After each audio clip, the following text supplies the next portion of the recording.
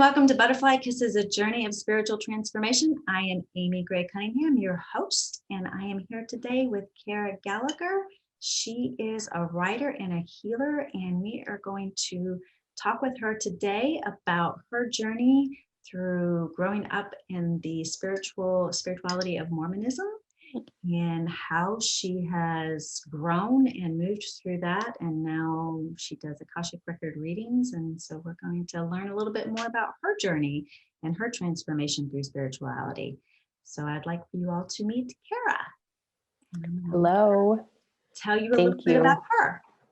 Thank you for having me, Amy. This is really fun to talk to you today. Thank you. You're welcome. Thank you for being on. I appreciate it. So tell us a little bit about growing up in, childhood faith of Mormonism and what that was like for you and kind of where you're at now. Yeah. So background history. Yeah, of course. On both sides of my family, my mom and my dad, I'm a 7th generation Mormon pioneer, I like to claim and say. So I have ancestors who joined the Mormon church back in the 1840s. Wow. And came across with the pioneers, settled in Utah, and that's where my roots are. Most of my family is still there. So I was born a Mormon, raised a Mormon, and pretty much my entire life, I was invested in the theology and the doctrine, and it was truth to me with a capital T. That's awesome. And then one day it just kind of crumbled. I wasn't expecting it. It wasn't something that I wanted to have crumble under me. Of course, as I got older, in teenage, mid-20s, early 30s, I had some lingering questions, back of my mind, doubts, just a few, things here and there that didn't really sit right always. But I certainly wasn't actively trying to leave. Mm-hmm.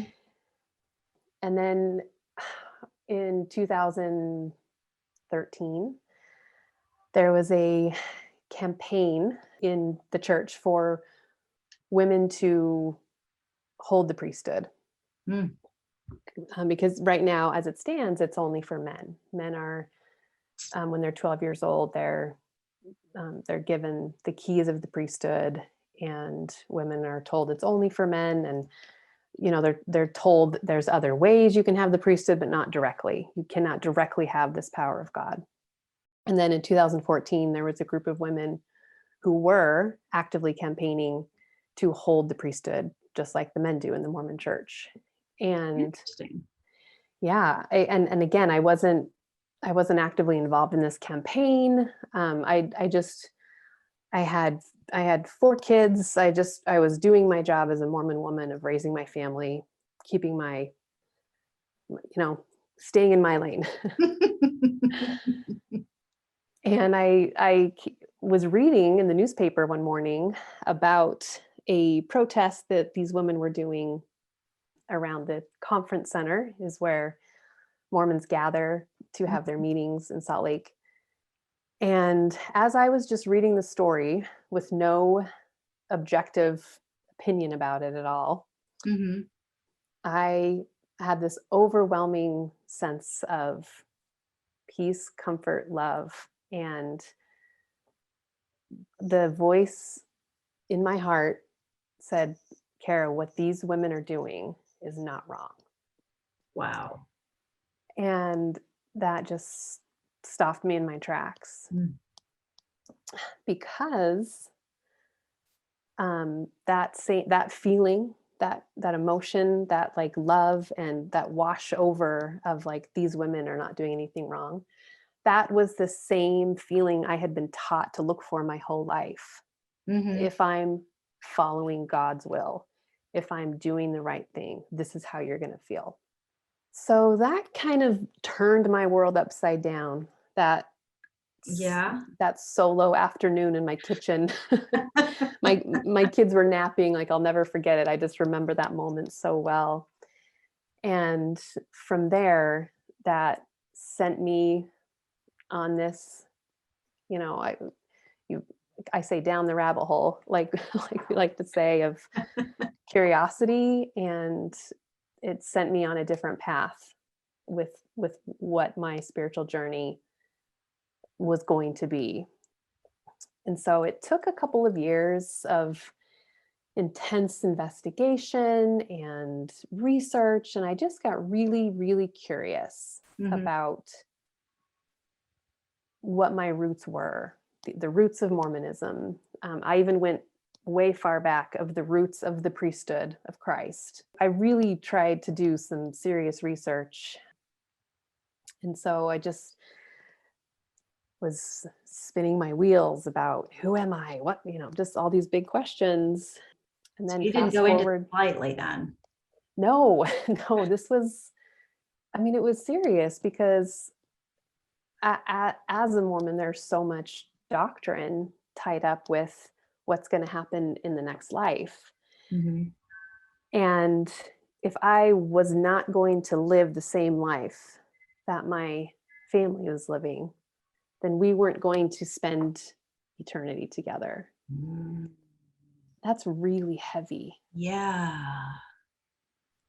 So this wasn't a light investigation of like, oh, let's see, like it was a lot of tears. It was a lot of, I felt very lonely, because there was also a lot of fear tied up with these questions, of even questioning and doubting. You're not supposed to, you're supposed to just pray, read your scriptures, go to church, and then you're on the right track. And I was doing those things. But what was this other voice of peace, love, comfort, just that was telling me, you got to go over down this road instead? What did your family say? How did they react? So it's been, that was 2013, and here we are in 2021. And I have not really had a sit down conversation. At this point, a lot of them understand that I am definitely living an alternative spiritual lifestyle. They know that at this point, but I didn't really sit down ever and say, hey, this is what I'm going through. And it was for a couple of reasons. I understand now. First of all, I know I didn't really have to, because I recognize that my own spiritual journey is my own. And so I really didn't owe an explanation to anyone, if you want to put it in that light. Yes. And putting "owe" in quotation marks. But on the other hand, this idea that I told you, that this doctrine of the afterlife, if we don't live the same lifestyle, then we're not going to live together. I knew how painful that would be for my family to process. And so I also didn't want to invite that pain into their life, if that makes any sense. So How did it was you overcome that? I mean, do you still believe that you won't see them in the afterlife, or what are your beliefs on that now? I don't believe that. No, I definitely believe that I will still be able to have relationships with these amazing, beautiful people in my life when this particular life is over. So no, I don't think that we're going to be cut off or not see each other. I definitely believe our relationships are going to continue. And how I deal with that now, I have a lot. I try to view our current relationships together with a lot of love and respect.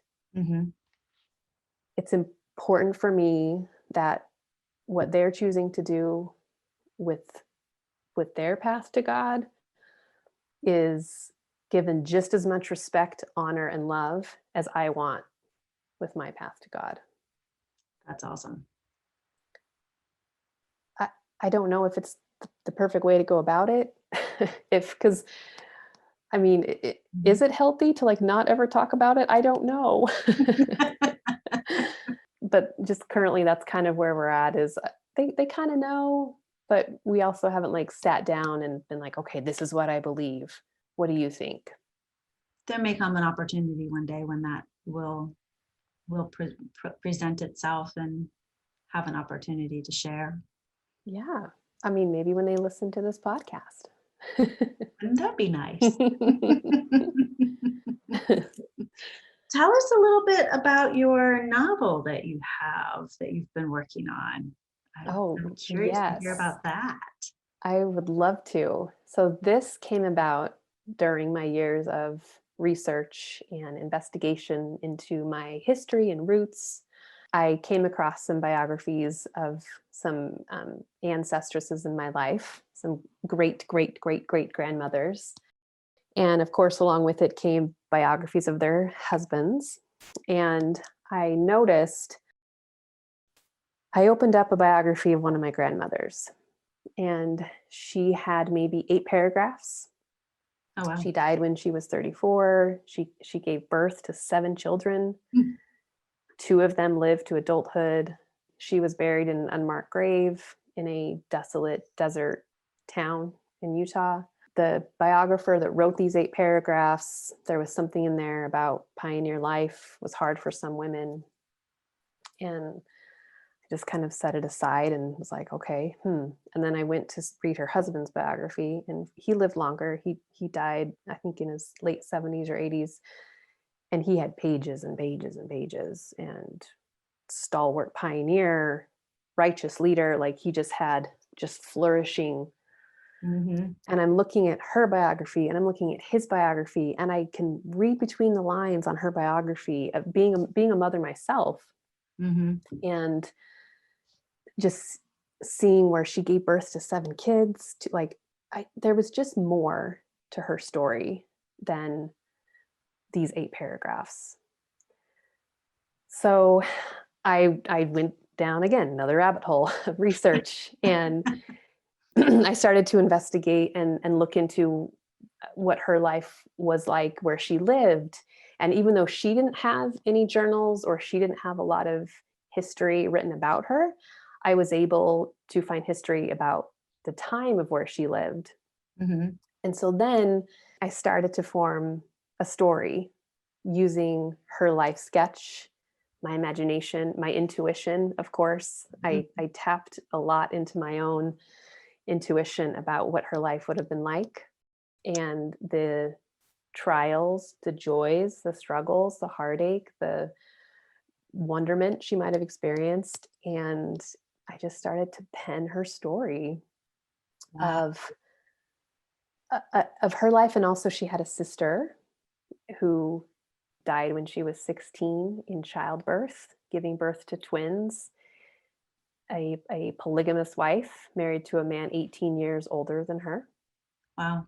So that was a huge part of my investigation of looking into Mormon polygamy and the history of it and the effects it had on families and women of the day, and really the effects that it still has today, the reverberations through history that it's had on Mormon women today, is something that is still on my heart and mind, and was part of my spiritual journey of processing that. So doing that research and writing that story, I was very surprised at how healing it was to my transformation of where I am now. Because when I was stepping away from Mormonism and out of Mormonism, like I said earlier, it was a lot of pain and loss and grief. But by returning to my roots and telling her story, it became this really healing balm that I was able to pen something that would have meant something to her. Because, spoiler alert, I didn't. I wrote a different ending. I wrote a different ending than to how she actually died. I wrote something totally different. I love it. And so it just gave me this extra boost of sovereignty and autonomy over my own life, that I have complete control over my spiritual progress and path and connection to God. It's up to me. I love that. I absolutely love that. That's one of the things I'm learning through my spiritual journey, is that our connection to God is completely up to us. And being raised in the Episcopal Church, there's always somebody that we had to go to, I guess, in order to, a middleman, Yes. to access God. And knowing that God is within and God is everywhere and God is, it's just is for me, that was the biggest realization, that I could access God on my own. It wasn't in the Bible. I didn't have to understand the Bible. I didn't have to understand anything. I just had to be. If that makes any sense at all. Yes. No, I am 100% with you. Yes. That access without having to get permission or authority, or, that middleman was a huge part of my transformation as well. Understanding that I didn't need someone else to tell me what the steps were, or if I was worthy, or any of that. Yeah, I love that. And that God wasn't some big man in the sky shooting down arrows of judgment anymore. It wasn't like that for me. My relationship to God, I actually call him Papa. He is just Papa. So, and it's not really a he or a she it's just Papa. Yeah. Oh, that's great. I love that. Yeah. For me. And a lot of people would think that was sacrilegious, and you're not supposed to do that. And I know in the Catholic Church, that's definitely frowned upon, and I know in a lot of religions it's frowned upon. But there's a lot of, and I don't say that in a mean way either, because there's a lot of ritual that goes behind that. But for me, God is so much more accessible than what I used to think. Yes. Yeah, I had a big transformation about my idea of God as well, because the Mormon God, when we're taught to pray, it's Heavenly Father, it's these pronouns, thee, thou, very formal. The doctrine and theology is we do have a Heavenly Mother, but we're not really supposed to talk about her because she's really sacred and special. And that never sat right with me. It just was something that I just didn't understand, because I love the relationship I have with my earthly mother. And so I'm trying to imagine her in the other room, and me having to go to my dad and say, can I talk to mom? And he says, well, why don't you tell me, and then I'll tell her, because she's very special. So I don't want to bring her out. You know what I mean? Like that, Yeah. as a kid, that was the image that was in my head. I just couldn't put the two together of how important my relationship was with my mother, but my Heavenly Mother, she's too special, so we're not going to talk about her. Yeah. So when I was able to feel this freedom of exploring my connection to God, the idea of a Heavenly Mother and the feminine divine just kept coming and just washing over me, and just all kinds of ideas and signs and guideposts about this divine feminine and idea of God the Mother. It's been a huge part of where I am now, is embracing this idea of a Heavenly Mother and the feminine divine, and how powerful that is for me. Well, they say we're coming into the Aquarian age, and it's all about the divine feminine coming in. And so I love that. I really do. Do you receive any, or have you received any, I guess, backlash or criticism for referring to God as the divine feminine or the divine mother? I know for some people that might be a little hard to accept because has been such a masculine image.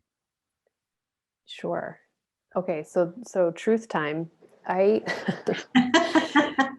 Here we go. So me talking to you today is not something I've been doing for years. I have not talked about my story to a lot of people. There's a very small handful of people in my life that actually know the genesis of my story, where I started, where I am. So having this conversation and talking about God the Mother, I can't say that I've received a lot of backlash because I haven't really been very out loud and vocal about it. There was one time I remember having a conversation with some girlfriends. We were had a fun retreat one weekend all together. And it was in a place when I felt relatively safe. And I brought up the idea of Heavenly Mother. And we were in a casual conversation. And one of my friends immediately got tense and tight. And she was like, well, we're not supposed to talk about her. And it just Yeah. Suddenly I was not safe. And I felt shut down and I felt afraid. And so I didn't talk about it back then when I had these questions and lingering ideas and things I wanted to explore. Because when I did, just that one time, it was not a safe place to do it. And I just felt very reprimanded, but now I can honestly say, I don't know yet if there's, the time that I do bring it up, like on my Instagram account, when I refer to God as she, there's been very little backlash about it or, Yeah. So. Well, that's good. Yeah. Well, thank you for using Butterfly Kisses as your platform to kind of come out of the closet, I guess. I'm still coming out of the closet myself. So we're all doing it together. I think that's part of the magic of the time that we're living in now, is that we can talk about these things. And it's, people's spiritual journey is all different yet the same. And our awakening is so special and so magical that but it's also very difficult when we go through it, because we're stepping outside of what we're comfortable with. And, I've talked on other podcasts about the reason why I called this Butterfly Kisses is the spiritual transformation, or the transformation that the caterpillar goes through to become the butterfly. And it goes from this little insect that's used to being this insect and, going about its life, doing its thing. And then it goes into this cocoon and becomes goo. And, it's a hard transformational process to physically go through it. And when you're stepping outside of being born and raised 7th generation Mormonism into hearing a voice that tells you to do something, or that feels so real, and you actually have the courage to step out and do that, I mean, that takes a lot of strength and courage. So thank you for doing that and for sharing your story with us about that too. Oh, thank you. Thank you for the platform. I appreciate it. Can you share with us, though, just a little bit about what it's like for you with fear of judgment of surrounding this, what people might think, your closest family and friends, if they do watch this podcast and hear your story? What would you say to them? Sure. One thing I can say with complete conviction is I've never doubted the sincere love that my family has for me. And I have had individual family members reach out to me and let me know that, like, hey, I just want you to know that even though we're on different paths, I love you no matter what.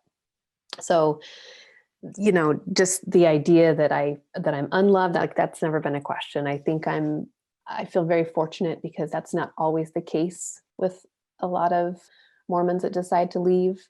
Mm-hmm. Whether it's the fear that comes up in their families' lives of, you know, where this person's life is going to go now, or whatever it is. Like I know that it's not everyone's experience, that they're still wrapped up in love, even if they choose a different path. So I'm grateful for that. The fear part for me and what I'm trying to get past, you mentioned the judgment. There's some really heavy rhetoric within Mormonism about being deceived by Satan. Mm. There's a scripture in the Mormons have the Doctrine and Covenants, which is a Mormon scripture. And in there, there's a scripture about, I believe the wording says, even the very elect will be deceived. Mm. Of just this idea that, you know, you never know who's gonna be deceived by the devil. It could be someone that you thought was really righteous and upstanding. And so just with that idea floating around in the ethers of Mormonism, in the atmosphere of Mormonism, just knowing that maybe they would never say it to your face, but that was something we were taught. And so just knowing that that's out there, Yeah. you don't know who is looking at you with a smiley face, but inside they're like, oh, led away by the devil. She was the very elect and now she's not. Mm-hmm. So that's part of where that fear of judgment comes from, is not knowing who is actually thinking that of you. Mm-hmm. How do you move past that? Yeah, that's a great question, because you need a lot of confidence and belief that you are light and that you are God and you are divine, no matter what anyone else thinks, no matter their own outlook, dogma, theology, no matter what they're thinking of you. You have to already know that you're worthy and that you're capable of carrying that divine light around you inside all day long, no matter what anyone other beliefs about you are. It's not easy. Yeah. But I think another thing that helps me is this idea of love, how powerful that's been for me. When everything I believed about Mormonism burned to the ground and I was kind of sifting through the ashes to decide like what's left, like what's still standing. That was one of the major pillars, that love never dies. God is loving. In fact, my capacity to love grew, like, you know, the Grinch, when when you see his heart go, I've literally felt that energetic shift in my heart space. And when I really understood that there's more than one way to access God, and there's more than one way to go down the spiritual path of connecting and being with God, my own capacity to love my fellow man, to love my neighbor, it grew 100-fold. I was just overwhelmed with how much God opened my heart and mind to being able to love. So I extend that, I practice that, and I extend that to these people in my life who I don't know for sure, but you know, who I might think are judging me. Like I try to practice that extension of love, of we are all of God. Mm-hmm. And it helps kind of shield whatever I might take in internally. That's awesome. We are of God. That is definitely true. I believe that we're all together. We're all one. Mm-hmm. You also do Akashic Record readings. I do. Can you tell us a little bit about that and what you do there? Yes, I would love to. This just came about again in my years of just kind of exploring and investigating and feeling out my own path to God. I was introduced to the idea of Akashic Records through a podcast I was listening to, and at the time it just washed right over me. It was like in one ear, out the other. Mhm. I was like, oh, that's not for me, because it didn't make any sense. Mhm.